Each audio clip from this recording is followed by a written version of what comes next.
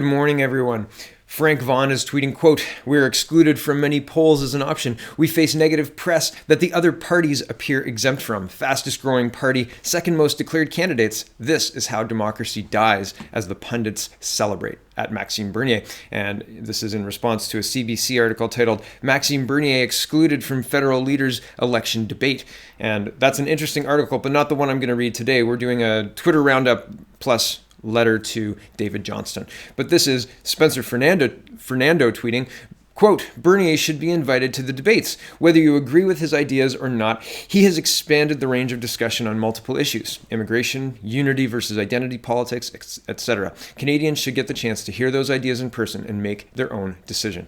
And I agree with that. Here's Mr. Bernier saying, "Liberals, Conservatives, NDP, and Greens have similar policies on immigration, free speech, climate change, corporate welfare, equalization, multiculturalism, foreign aid, supply management, deficits. They are all invited to the debates, but not the only party with different policies."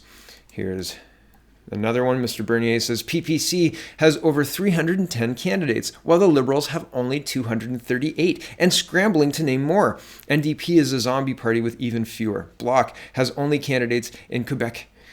Greens have barely achieved in 35 years what the PPC did in just 10 months, but they are all invited to the leaders' debates." Here's another one. Well, Andrew Lawton is reporting on this, and Andrew does in 5 minutes what I did in 20, and much more concise and very worth the watch. Here's his tweet. He says, quote, "The State Leaders Debate Commission has moved the goalpost to exclude Maxime Bernier from the debate. You don't have to like him or the People's Party to concede he should be allowed in. My latest for True North Center." And yeah, here's a link to the video, and it's very concise. Very well done. Thank you, Andrew. Good work as usual. Mr. Bernier continues, "Today I sent a second letter to the Debates Commission following their preliminary decision to exclude me. They erred in their interpretation of the criteria. It's simply unacceptable that the Greens and Bloc leaders are invited and not me." And yes, Andrew makes a really good point as well. The Bloc is only, and this point has been made by Mr. Bernier too, and I believe this letter that I'm going to read in just a minute, but I wanted to point this out. The Bloc is only running candidates in Quebec. They have no chance of forming government. None. They cannot form government. So why are they invited to the English language leaders debate when they're only running candidates in Quebec? It doesn't make any sense. It makes zero sense. It's almost just like rubbing it in. Okay, here's the link to the letter, and here's the original letter that Mr. Bernier sent to the commission, a response or a letter dated August 12th when Mr. Bernier was first excluded, saying if you just do these criteria, then we'll look at it again. And then Mr. Bernier's response. And I've read this letter twice through now. I think Mr. Bernier has a lot of grounds here. I really do. I think he makes a very good legal argument. And so here we go. August 13th. "Dear Mr. Johnstone, I am writing in response to your August 12th, 2019 letter informing me that you are not satisfied that the People's Party of Canada fulfills 2 of the participation criteria so as to be invited to the debates. I am very disappointed in your decision, and I believe you err in your interpretation of criterion 3B, on which you based this decision.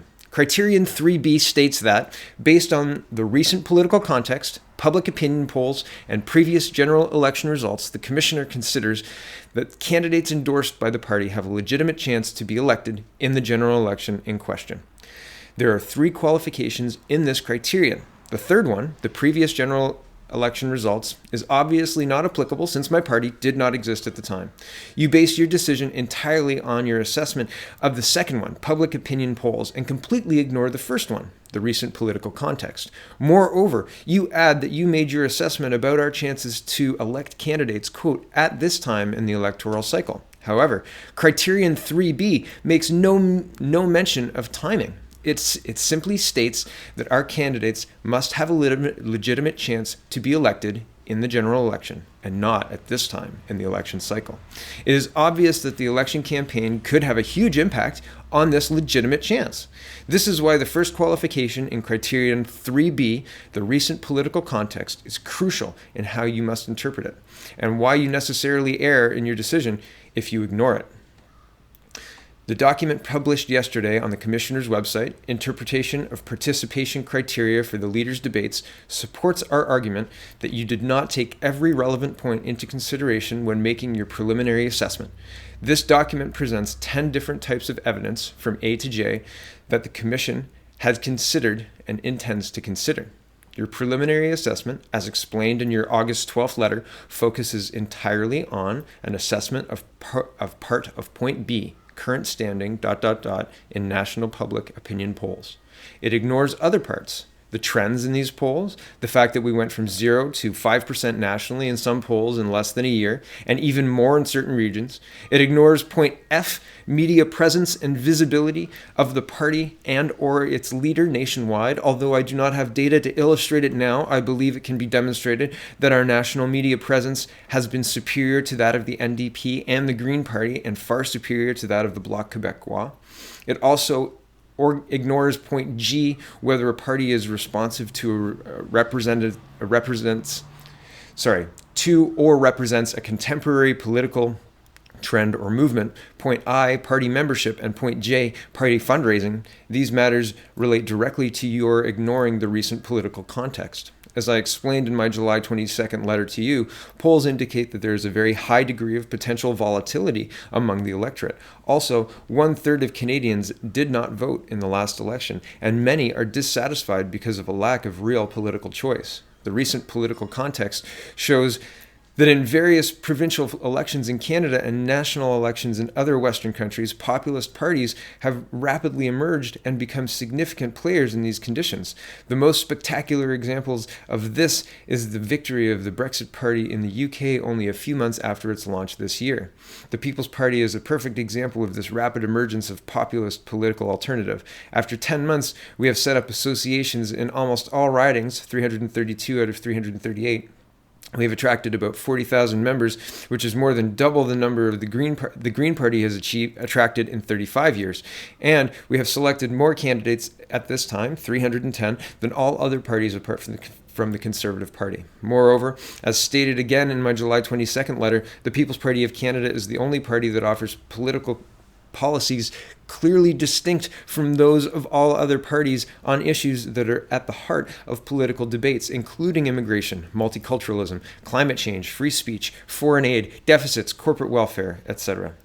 These positions are shared by large minorities or even majorities of Canadians, according to opinion polls. This means that the potential for growth when Canadian voters start focusing on the alternatives and the People's Party becomes better known during the election campaign is very high. These facts must necessarily be taken into account when examining political context. The PPC is quickly becoming an alternative to the other parties and has a legitimate chance to elect candidates on October 21st. An objective analysis based on the recent political context as criterion 3B demands you do not just on current polls and our overall chance to elect candidates at this time in the election cycle would have led you to this conclusion. I ask the Commission to review its analysis, admit that it erred in omitting to apply some of the elements of interpretation that it unveiled yesterday, and that it correctly interpret criterion 3B before making its final decision on September 16th. In the spirit of following an open and transparent process, I would expect you to publicly explain to Canadians why you have ignored the recent political context in your interpretation so far and only focused on current polling numbers. As you wrote in your letter, debates are a fundamental and essential feature of Canadian democracy. Canadians deserve a clear answer.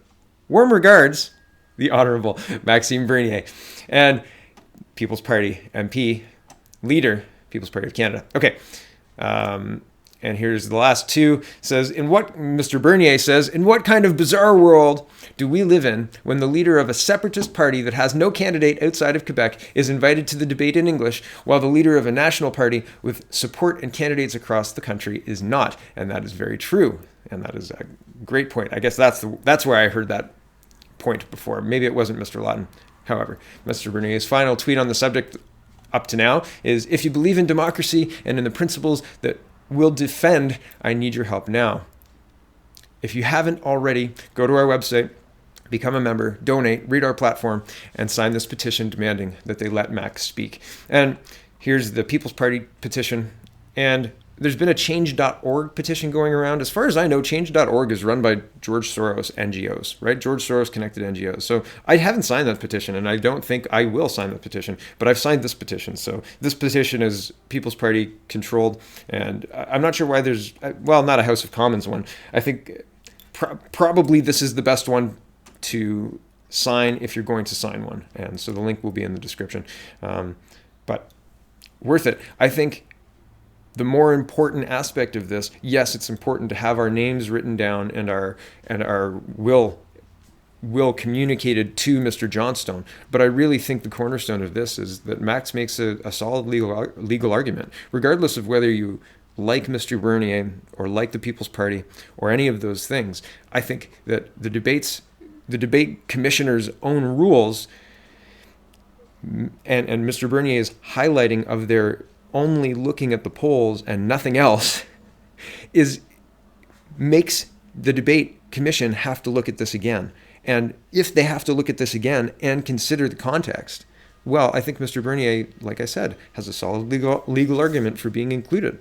It's going to be interesting because there's lots going on. There's lots going on. So sorry I missed yesterday, everyone. There was lots happening. I was traveling. The internet and my system and all of my stuff took time to get set up. And well, when you've got 2 young kids and trying to get everything set up, sometimes things go to the wayside. So I apologize for not having everything done and set up and running until now.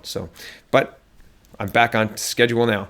Thanks for watching, everybody. Check out the peoplespartyofcanada.ca. Do go and sign the petition. Maybe send a letter to Mr. Johnstone yourself because, hey, it can't hurt, right? And, well, thanks for watching, everybody. Have a wonderful, wonderful day.